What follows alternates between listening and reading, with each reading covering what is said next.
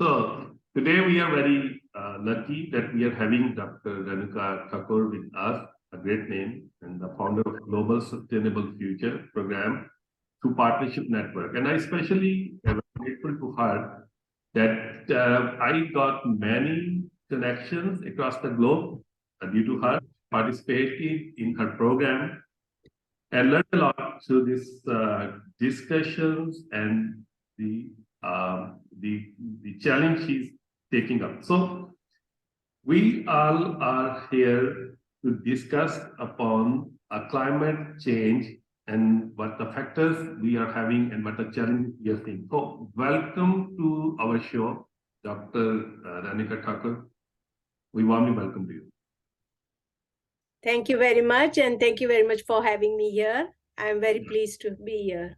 Thank you. Yeah, thank you. So what you're seeing, and I always see in many shows, in many international events, and how the climate change you're trying on education and as well as environmental perspective, how you think that are we doing satisfactory or what is actually is the climate change? Thank you. That's a very good question. We know that weather changes every day, and such as the climate also changes every day in a sense of we get summer, winter, and so on in a short term, yearly basis, annual basis.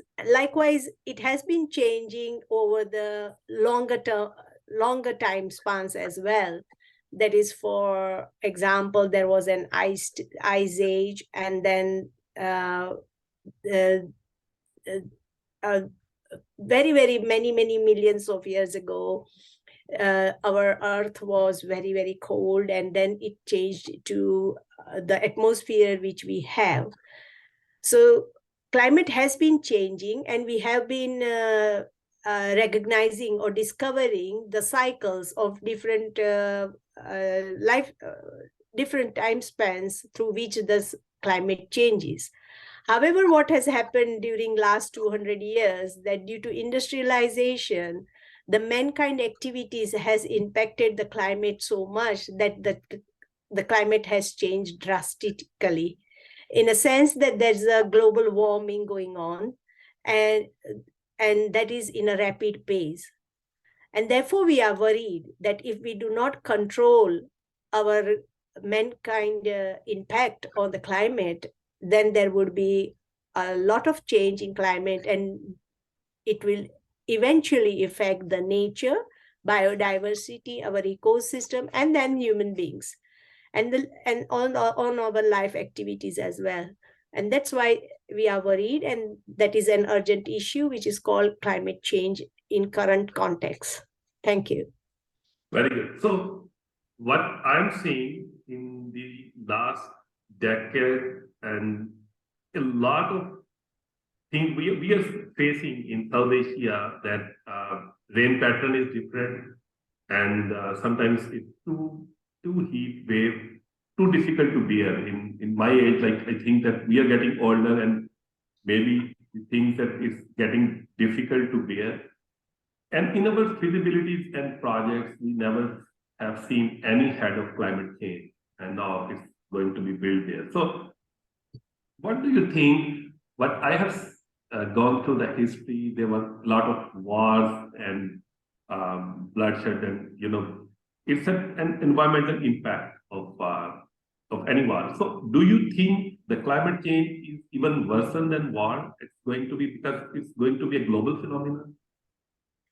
Yes, exactly. Wars are devastating anyway, but climate change is something that we cannot control. War is something that we can control. Even if the man decides not to go into war, then that is possible. But the climate and its impact are very hard for man to control. And what has happened, that they are very uncertain. When this will happen, what will this happen, and how it will impact is very uncertain, and we have very less knowledge about it. With the war, we understand that if the dialogue is going that way, we can stop, we can intermediate, and we can help ourselves not to do war. But with climate change, what has happened that people who have done activities contributing to climate change are living somewhere else, and the people who are having that impact and experiencing those impact drastically in a terms of flood or any natural events which we are not which we do not want, and they are experiencing them, they are in a different location. And so it is not in our hand at all to control, which is really a tragic point about climate change. Absolutely, yeah. I do agree that something a human can avoid and something we cannot. But we are very happy to use the cellular phone, refrigerators, microwaves. A lot of human have development. If we go 100 years back, and especially when we were hiring that here in South Asia, it's developing, and the technology came, roads, bridges. We were very happy to use and to enjoy all the laptops, cellular phones. We didn't have any idea that how electronic waste will do with us. And now the COP27, what we see continuously, we are participating and trying to stop the climate change phenomenon, at least the slowdown of this. So what we are seeing and observing, and the new generation is a transformation of our new generation, and they must be knowing, because we are doing a lot of awareness program and also participating and contributing from our side. So do you think that where we are standing in 2022 is going, and 2023 is going to start? Is this a permanent phenomenon, the climate change? Do you think will persist with human beings for the next years as well? That is a question which is very much disturbing to everyone, that how long this climate change will remain with us. It is, again, of course it is a long-term process, but it is within our hands to make the change. So if we start even making the change from now, and as you made clear about the technology were there to help human beings, but it has impacted negatively on the environment, and we are depleted of resources and ecological capital. So of course we have to use the technology to mitigate some of the climate change impacts in a way that we can reduce our carbon emissions through moving to electrical cars and so on. However, we are uncertain about their consequences as well, and adaptation is needed in a large scale. We also need to change our behavior, because we have gone into behavior of consumerization, where we need a lot of material. Our wants have never been decreased since industrialization. So these all things must happen, and if we want to think that we do not want this problem in a for forever to live with us, and want to change or want to address this problem, then we everyone on this earth has to collectively work. And especially I think the young people, the generation who is going to be in future, are going to have more impact about this if it is not worked from now. So they, including the current generation, has to do something and work around it, only to diminish some impact of climate change. Good. So as you were speaking, talking about that, we have to go with behavior change and adaptation. So these are the two key fundamental factors, maybe the helping the new generation to slow down it. And with what I was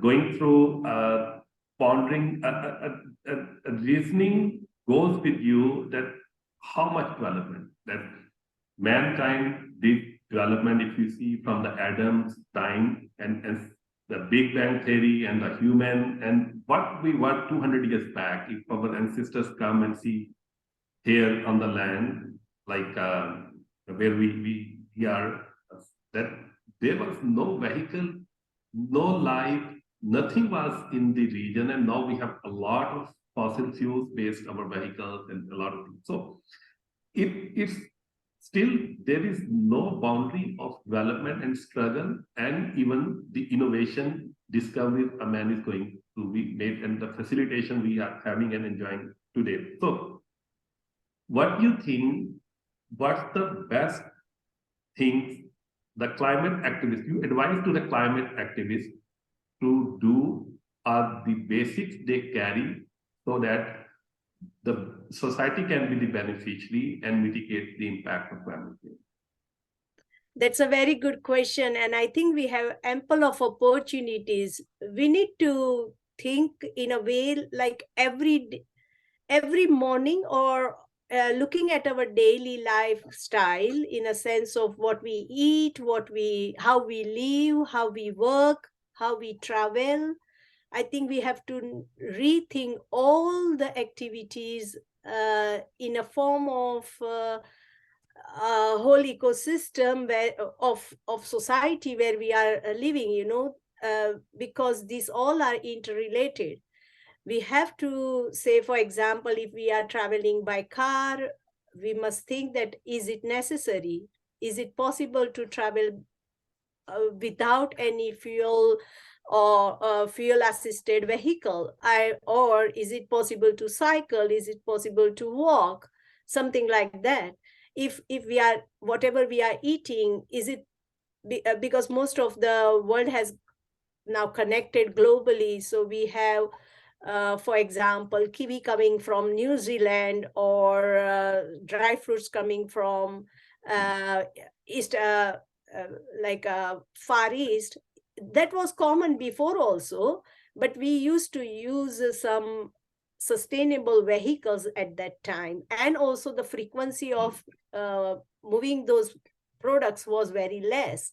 But today, if for UK, if I speak, if the cargoes do not come from the world with the food and other material, then UK will go into starving, within no days. So these things should be changed. We should be looking at how we can eat locally, how we can produce things with organic material, not organic methods, and not using a lot of fertilizers or other things that are not beneficial for the land. We should be decreasing waste, how we can decrease waste. And when we are buying anything, do we need at all? We have to think first that, are there any products that we can reuse, recover from the old and make that use, and so on. So there are plenty of opportunities where each one can think and do something around it. We have to be more and more creative and innovative. So anywhere you start, it will keep on impacting on the impact of climate change. And not a single activity, even small or big, is invaluable in this term. Each an activity which you make a change towards the impact of climate change, it will be valuable. So you have to just start and do, I think. Yeah, very right.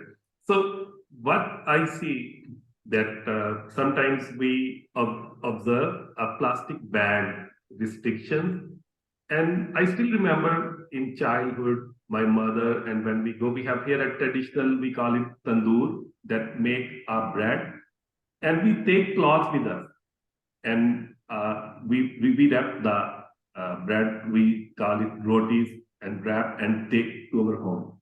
Now when I see, and I go on a shopping mall, and even in nearby grocery, the shopping bags are there, the plastic PVC or PET bags are there.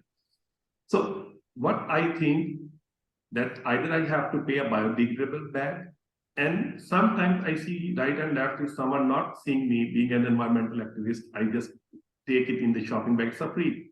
So then I think in my mind that what does it matter? I'm a single individual, there are billions of people, they are doing what, why I would practice. So being the environmental activist, and how you see we did all the development, and if we reset the world, how we should start that we does not harm our planet anymore?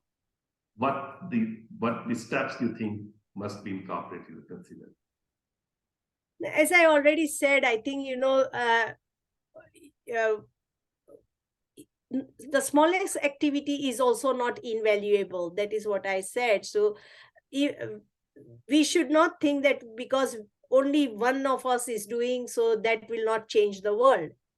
But if everyone thinks same thing, then definitely it is not going to change. But if everyone small bit of all of them contribute to this, then it is definitely going to change. So let me say some like few examples of actions that we would take to mitigate our climate emergency. One is definitely do not use any products which are having toxic waste or plastic in it. Do not try to buy very long distance products, in the sense of try to buy local products. And if you do not get, then try to get some alternatives, or try to create those products in a local place. How it is possible? Maybe you will get into an entrepreneurship to do that. Then try to spread the word, be advocates of good practices, speak to your family, friends, make it on a discussion point on a table where you are having a dinner and so on. Reduce waste as much as possible. Do not even waste one grain of food. It is very important. Do not waste water. Do not waste your time as well. So these all things are very important that we should be doing it. Also, when we are traveling, try to be as sustainable as possible, in the sense of, if you are traveling for every day in car, and for small trips, try to walk. That would be good for your health, and it will be also refreshing and all that. So, and again, also take care of your personal hygiene, because that can also impact negatively on health, and that can take away the resources from which we actually need for other purposes, for the earth, or for other our society. So these are plenty of things, and they are all revolved around ourselves. If you are businesses, then you have plenty of opportunities to decrease your carbon emissions. Whatever the processes you are doing, you can reduce the processes to become it more low carbon and so on. So this is what I would say. There are plenty of opportunities for everyone to do something around here. Very good. Thank you. And I really appreciate, and I always think that we have to go with the zero waste. And very valued point, think positive, be always positive with a great energy. Like I said, I daily leave my house for work, and with the one day energy, that the one day life that I have to spend, how positivity I can give to the society. Because sometimes you see, especially COVID hit our world very badly, and see a lot of people leaving us, leaving the world, and infections, and it causes depression. But we start with a new energy, a positive energy, and a zero waste will help our society to help the downside, the people who can't afford. We can share with them. And as you mentioned, if you have to long distance traveling, you can go with cycle, you can do by walk. And if you maintain your good health, you can serve human being and society as well.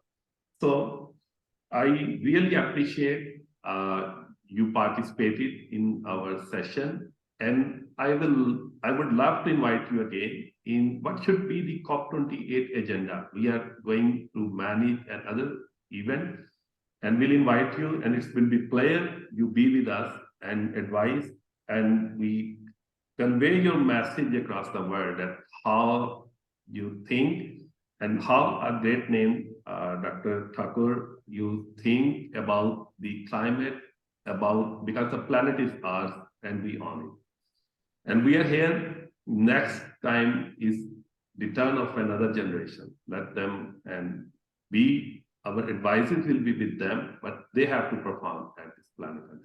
Thank you very much. And once again, and I hope and very good wishes for New Year as well, and invite you that you will be with us again. Thank you very much. Thank you very much. Thank you.